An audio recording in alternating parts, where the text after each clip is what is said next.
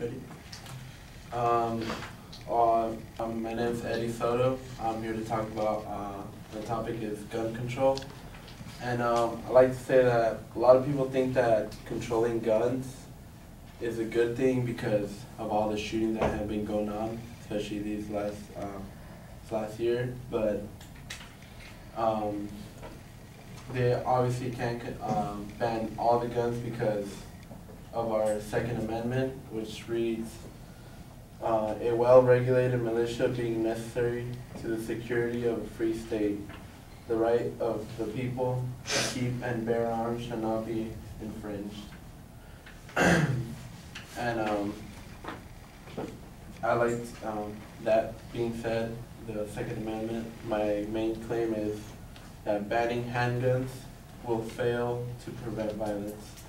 I'll be supporting this by explaining that gun access to citizens is unrelated to the crime. I'll be giving examples about Australia's gun control and the lowering crime rates in the U.S. Also, criminals would be unaffected by a ban in handguns because, and I'll be explaining that about the Chicago's handgun ban that was instituted in the 80s, and how criminals actually acquire their weapons, and then also that the lack of guns in citizens' hands could increase crime, and I'll be stating that some people actually, like felons actually, how they react to people with guns, and countries with more guns, and how their crime rates are. In Australia, they ban all handguns, and like they restricted it so much, but nothing really happened. It's true that the crime rate went down, but at the same time the crime rate was already going down.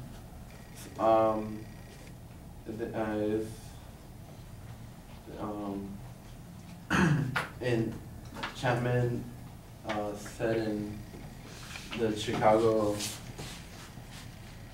there's a newspaper, he said that suicides didn't budge, lethal accidents didn't go down either, and it may have contributed a little bit, but not that much.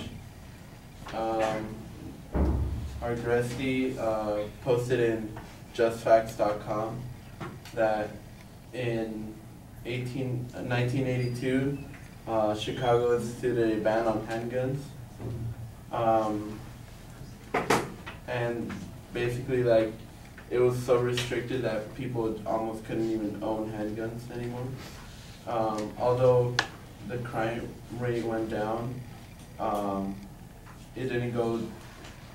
It was going down, but it only went down 17%, and the average in the United States went down 25%, which is like a lot less. I mean, a lot more than what it actually did in Chicago.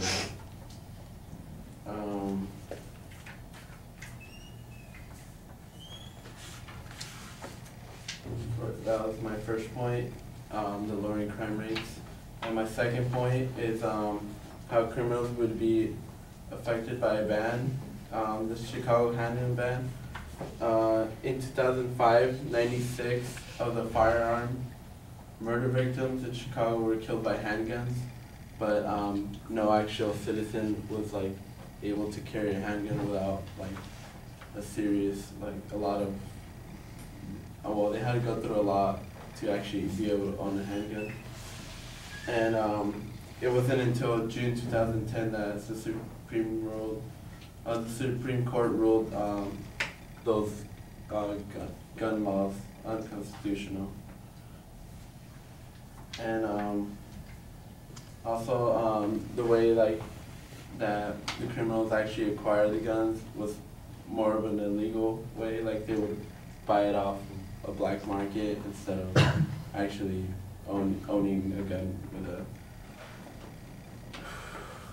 with a permit. And for my third point, the lack of guns in citizens' hands could increase crime rate.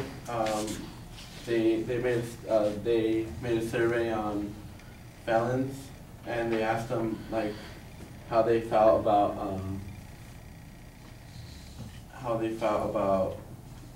people with owning guns. And in the book Crazy Ideas in Science, there's the theory supported by surveys of convicted felons who reported they are much more worried about running into armed victims than into police.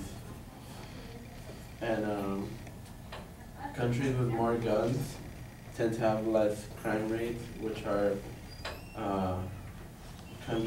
Israel, Finland, and Switzerland have higher gun owners and less violent crimes. And places like Great Britain and Canada, which have less guns because of their gun laws, have more like burglaries happening than in the U.S. And I like to say, I just want to wrap it up by saying that if they ban handguns here in the United States, the things that happened in Great Britain, like the increased crime rates, and in Canada, would probably happen here too.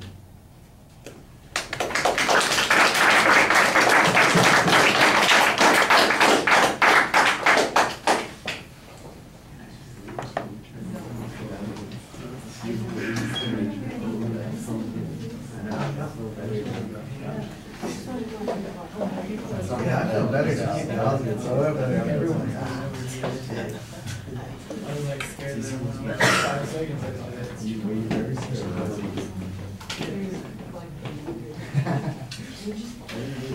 Yeah, I would be surprised All right, Eddie, the claim's very clear. The secondary points, though, they are phrased awkwardly at times. The third one especially was a little bit confusing. I think you need to be more specific. Your phrasing on them sounds like you're backing into an argument instead of making a direct declarative statement. And I think it's pretty straightforward on the points that you've got. Gun laws have failed to prevent crime in other places. Criminals will fail to adhere to the gun laws, and reducing guns often leads to more crime. Those are the claims that you want to be making, and there's no reason that they couldn't be simplified and expressed in a more direct way. You kind of wander around in explaining each of those points.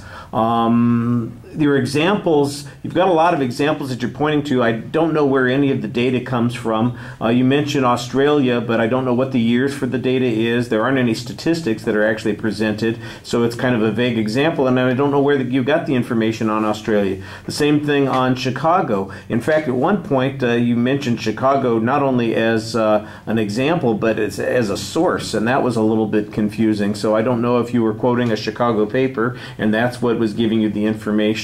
But it wasn't being very clearly presented where the information came from in your speech.